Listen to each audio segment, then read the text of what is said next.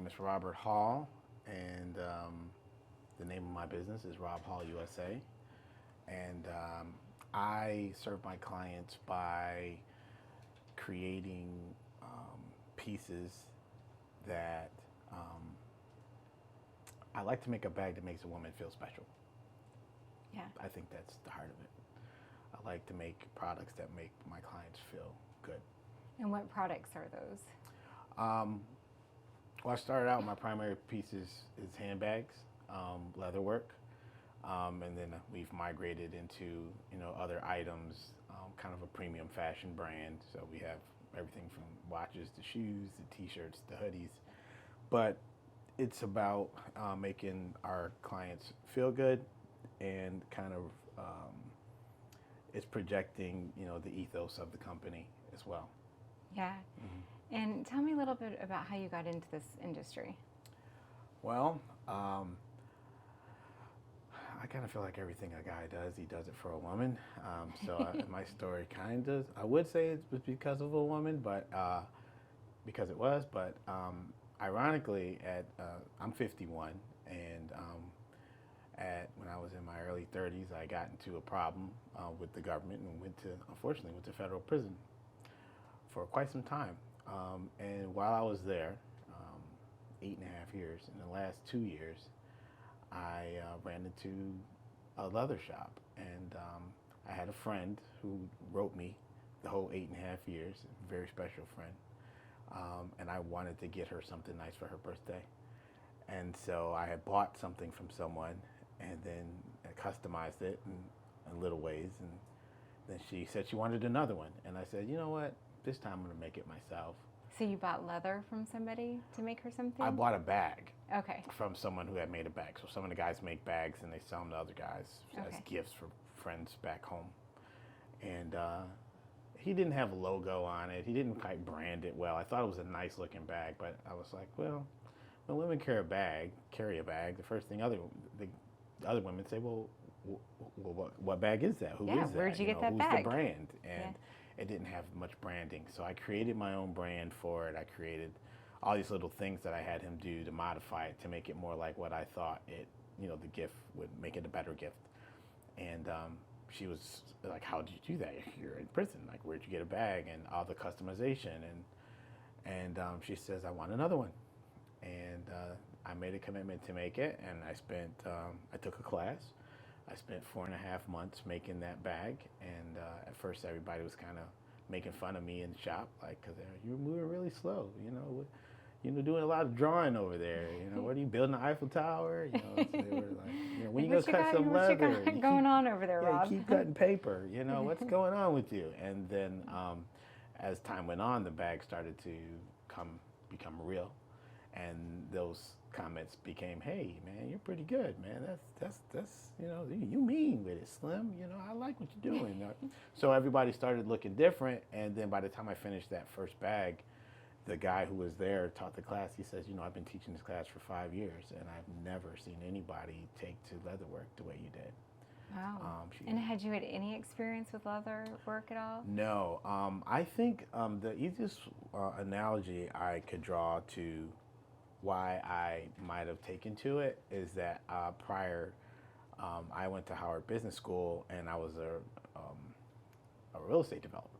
Oh, okay. And what I realized was that the process of building a bag is very much like the process of building a building. Sure. You have, elevations and floor plans, of what you plan to do.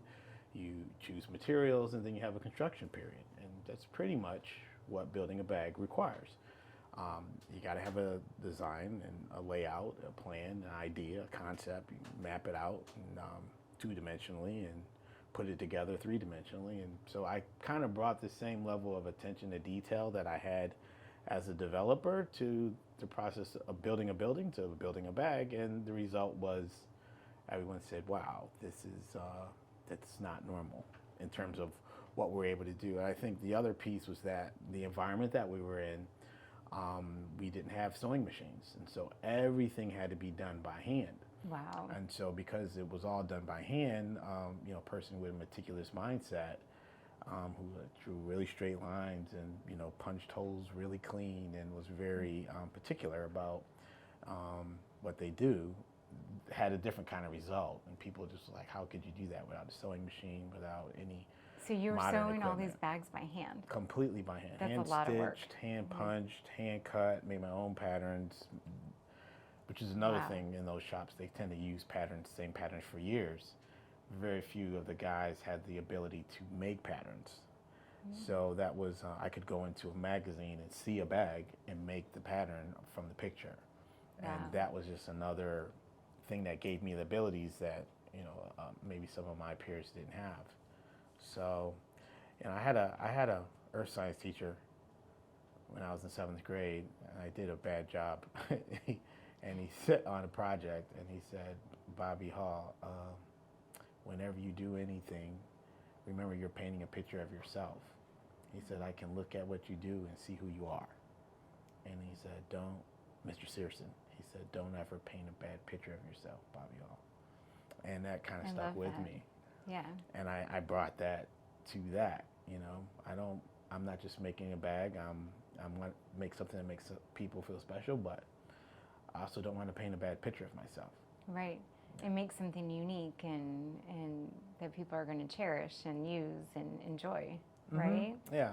And I think for any designer, superpower is empathy.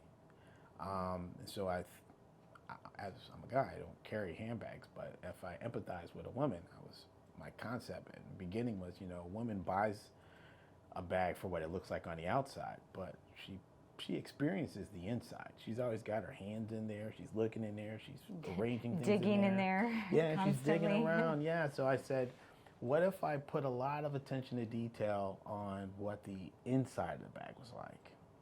And that was a hallmark of my first designs, with the insides were like immaculate. Like I was making all types. I was thinking of what her whole experience was. Where does she put her bag, her phone? Where does she, have a pen? Where does she hang her keys? And I just had all kinds of crazy stuff. So what did you inside. do on the inside? Like, did you put extra pockets and like key rings? I was like, well, if she's got a magazine, where does she put it? If she's got an umbrella, where does she put it?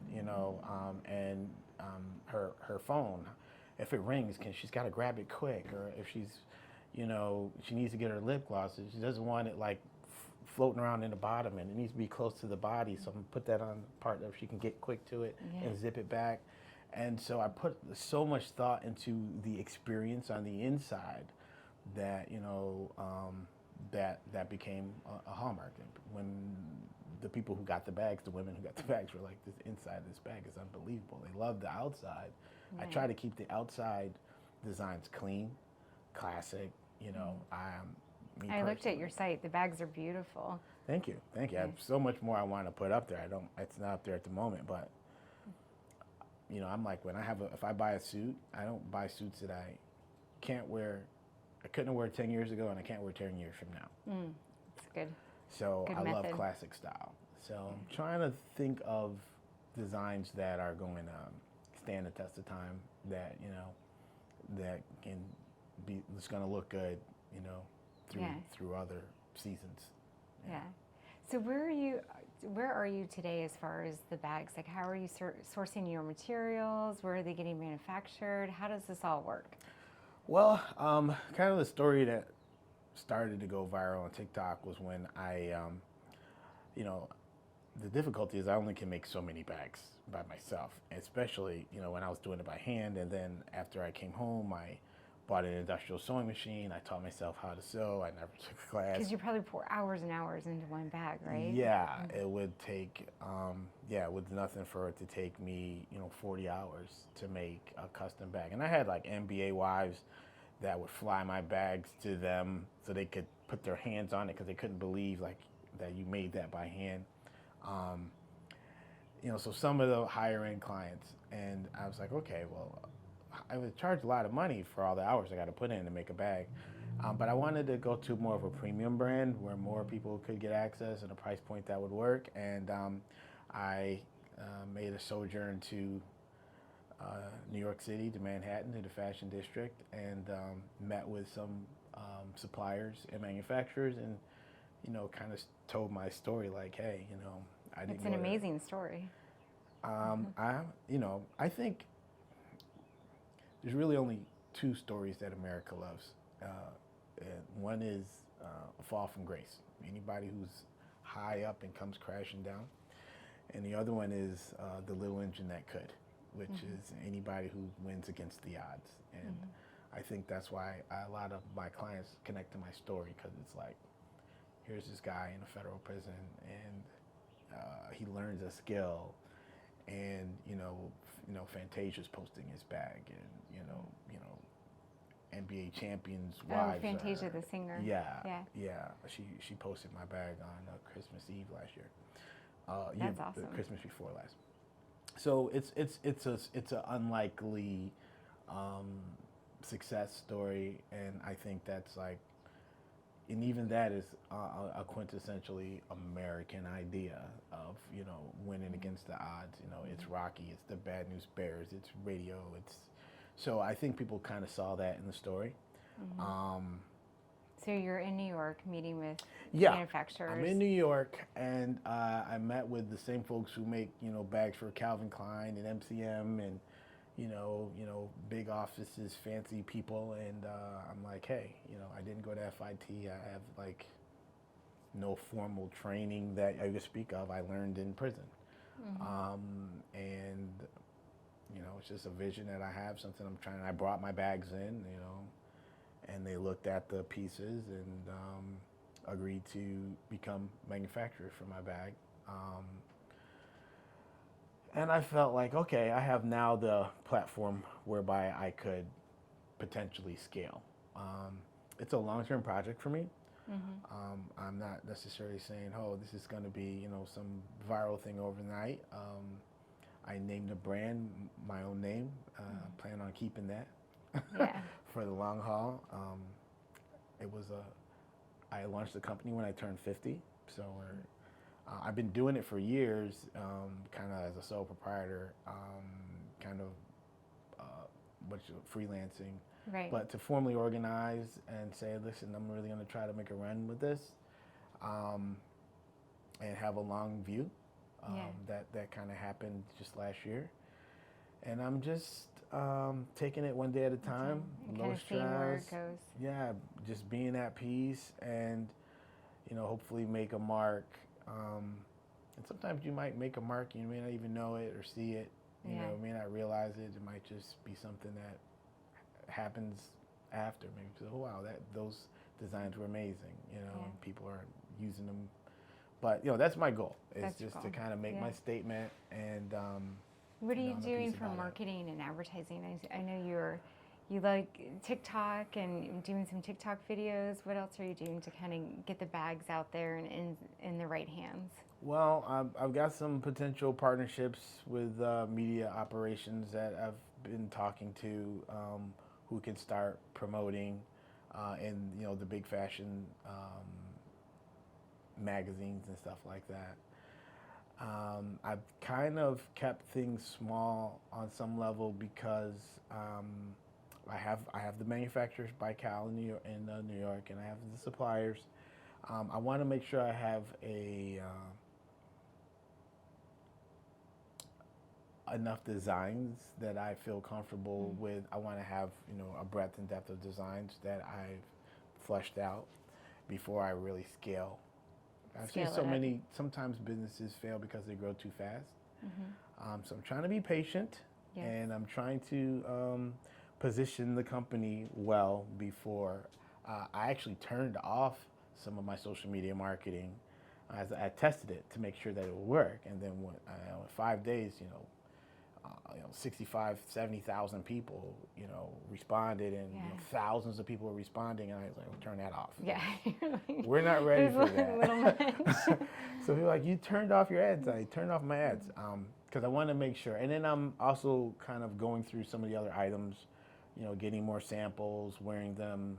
So that's some ideas that I have. And I've also got a new concept called that I may be doing, which is called Sip and Stitch, where I'll do these kind of small events in DC where people come in have some wine and learn a little bit about leatherwork and make little Yeah. bags. You know. That's a great idea. Yeah. We do a craft subscription for my daughter, and she did get a leather kit in there one time for like a bag to make a bag. I think that's something women would love to do, to get out, make a little clutch, and Yeah. have some wine. Yeah. That's a great idea. Yeah. You got some hors d'oeuvres and some wine, and Yeah. and you make a bag and then even customize it, where you know I'll make, you know, before they get there I'll, you know, have a leather patch with their names and you can sew it in, so it's like really for them.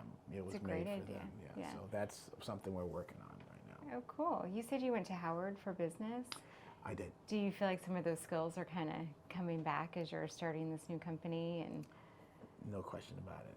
You know, and I was in the military right out of high school. You know, I grew up in upstate New York, foster homes, you know, projects, welfare, kind of like coming from nothing. And then I went in the military 4 years, and I was a paratrooper in the Army and all that, and then tried to figure myself out for about a year, and I ended up at Howard as a business school student, and one of the best decisions I've ever made in life. Not only to study at the business school, but, you know, as I told my daughter, who's a GW grad, when you go to school, I only want you to do two things: learn how to learn and network, because you're really choosing your lifelong network. So I'm proud of being part of the Howard community and having that Howard University network and the training. So it's benefited me a lot. yeah, It really especially has. starting a new business, you're like, oh, I got to go back to some of those classes in my head, right? Yeah, absolutely. I had the honor of, in 1997, of being the homecoming king in Mr. Howard. Oh, cool. And they brought us back, me and my queen and all the other Mr. and Miss Howards. They brought us back. It happened to be our 25-year anniversary, and so I made leather sashes for me and the queen that were a big hit. You know, so it's like. Yeah. I like having opportunities to kind of meld what I'm doing with the connection I have to the university community. Sure. Yeah, it's a great networking community for sure. Yeah. Yeah. You do have a very special story. Is there any advice that you would give to someone who has been incarcerated before that is trying to move on with their life and find the next step? What was that process like? Is that something you're okay talking about? Absolutely. You know, when I first went in, I'd never been in trouble in my life, and here I'm suddenly, you know, I had been, you know, elected official, and you know, I lived a pretty good life. Went to Howard, and it was not something I ever thought would happen to me. And I'm a math guy, and I was like, wow, looks like I'm gonna have to do 12 years, and I'm like, my functional adult life is about 60.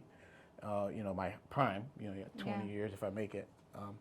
I'm like, that's like 20% of my entire adult life. I'm looking at spending behind bars, and I'm like, I really can't afford to waste 20% of my life. And so when I figured that out kind of the first few days, and I made the decision that I was not going to waste the time, no matter where I was at. And again, being in the military, being in college, being incarcerated, I've seen people waste time in all those places, and I've seen people make good use of it. And so I read a lot. I kept my mind active through studying and reading, and I wrote 8 books. Wow. While I was there for 8 years. I always just applied myself, because I realized that, you know, if you're in what you're dreaming of doing in your life, and the people you're competing with are not the people you're incarcerated with. Right.